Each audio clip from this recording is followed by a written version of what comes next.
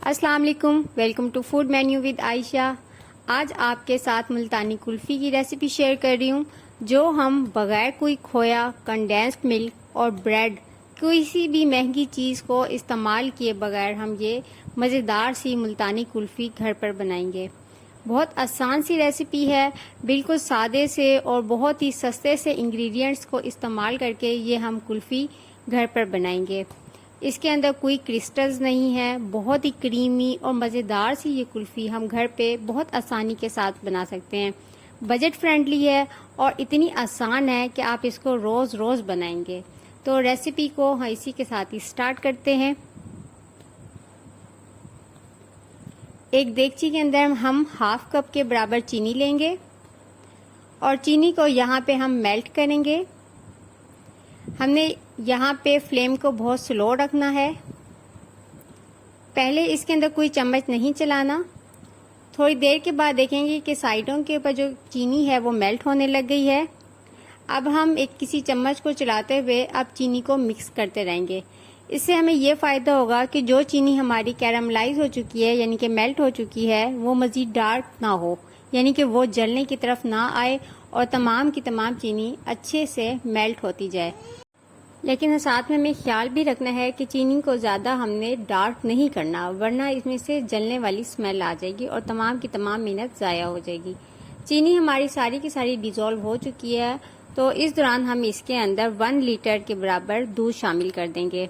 यहाँ पे दूध फुल क्रीम वाला है। मैंने पिछली रात को बॉईल करके फ्रिज में रखा हुआ था, तो इसकी सतह के ऊपर मलाई भी आ चुकी है। ये इसके अंदर हम शामिल कर देंगे। अच्छा, दूध डालने से ये होगा कि हमारी जो चीनी जो हमने डिज़ोल्व की हुई होगी, ये सख्त पत्थर की तरह हो जाएगी। तो यहाँ पे आपने घबराना नहीं है और इसको मुसलसल मिक्स करते जाना है। इससे तमाम की तमाम चीनी जो है वो मिक्स भी होती जाएगी और चीनी की वजह से दूध के अंदर बहुत अच्छा खूबसूरत सा ये कलर भी आ जाएगा। तो चीनी देखे जाए तो जैसे जैसे आप चम्मच हिलाते जाएंगे और दूध जैसे जैसे गर्म होता जाएगा, तो तमाम की तमाम चीनी भी साथ ही मिक्स होती जाएगी। बस आपने चम्मच को खास एहतियात से चलाते जाना है।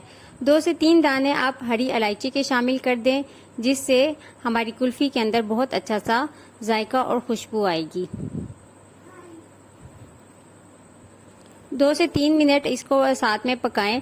जैसे ही दूध के अंदर अब बबल्स आने लगें, तो हमने यहाँ पे 2 टेबल स्पून के बराबर कॉर्नफ्लोर ले लेना है और उसके अंदर बहुत ही थोड़ा सा दूध शामिल करके इसका पेस्ट बना लेना है। दूध हमारे पास ठंडा है, यानी कि गर्म दूध हमने शामिल नहीं करना। पेस्ट बनाकर चम्मच हिलाते हुए कॉर्नफ्लोर को इस दूध के अंदर शामिल कर देना है। अगर आपके पास कॉर्नफ्लोर नहीं है तो आप वनीला कस्टर्ड पाउडर भी इसके अंदर इस्तेमाल कर सकती हैं। चम्मच मुसलसल हिलाते जाना है ताकि इसके अंदर गुठलियां ना बने। इस तरह हमारा दूध जो है वो थिक भी गाढ़ा भी होता जाएगा। दूसरा जो इसके अंदर खास इंग्रेडिएंट्स डलेगा वो है यहाँ पे रस का चूरा, यानी कि जो पापे हम खाते हैं चाय के साथ, पापे। केक रस की बात नहीं कर रही, सिंपल पापेयों की बात कर रही हूँ। उसको आपने चूरा कर लेना है और वो 1 प्याली इसके अंदर शामिल कर देने हैं। पापों का चूरा भी काफ़ी इकोनॉमिकल रहता है। और इसी के साथ ही आप इसके अंदर बादाम डाल दें। बादाम को मैंने क्रश करके इसके अंदर शामिल कर दिया है। क्योंकि ये मुल्तानी कुल्फ़ी है तो यहाँ पे आप बादाम डालेंगे तो बादामों से इसका जायका बहुत ज़्यादा इन्हेंस हो जाएगा। और अब आपने इसको मुसलसल पकाते जाना है। अच्छा, शुरू में हमने आधा कप चीनी डाली थी, जो 1 लीटर दूध के हिसाब से काफ़ी कम थी, तो हाफ कप के बराबर मज़ीद चीनी इसके अंदर शामिल कर देंगे और इस मिक्सचर को अच्छी तरह से हमने पका लेना है। क्योंकि जमने के बाद भी मिठास थोड़ी सी कम हो जाती है, तो ज़रा सी तेज़ मिठास हो तो वो काफ़ी अच्छी रहती है कुल्फ़ी के हिसाब से। यहाँ पे अगर आप देखें तो हमारा मिक्सचर जो है वो अच्छा खासा गाढ़ा हो चुका है और ये बिल्कुल रेडी है मिक्सचर। यहाँ पे हम बस थोड़ा सा चम्मच चलाएंगे, जब आपको लगे कि ये अच्छा खासा गाढ़ा हो चुका है और अब ये नीचे लगने के करीब है, तो यहाँ पे हम चूल्हे को बंद कर देंगे और अपने मिक्सचर को रूम टेम्परेचर पे ठंडा होने देंगे। यहाँ पे देखिए हमारा मिक्सचर जो है बिल्कुल ठंडा हो चुका है, रूम टेम्परेचर पर आ चुका है। आप इसका कलर भी देख सकते हैं। मैंने ये डे लाइट में आपको दिखाने की कोशिश की है ताकि आपको आइडिया हो कि इसके अंदर कितना खूबसूरत सा कलर आया है। अब हम इस मिक्सचर को स्मूथ बनाने के लिए ब्लेंडर में इसको मिक्स कर लेंगे ताकि हमारा जो मिक्सचर है वो बिल्कुल स्मूथ हो जाए, इसके अंदर कोई लम्स ना हो। यहाँ पे मैंने आइसक्रीम मोल्ड्स ले लिए हैं। मैं इसके अंदर फिलिंग करूँगी अपनी कुल्फ़ी बनाने के लिए।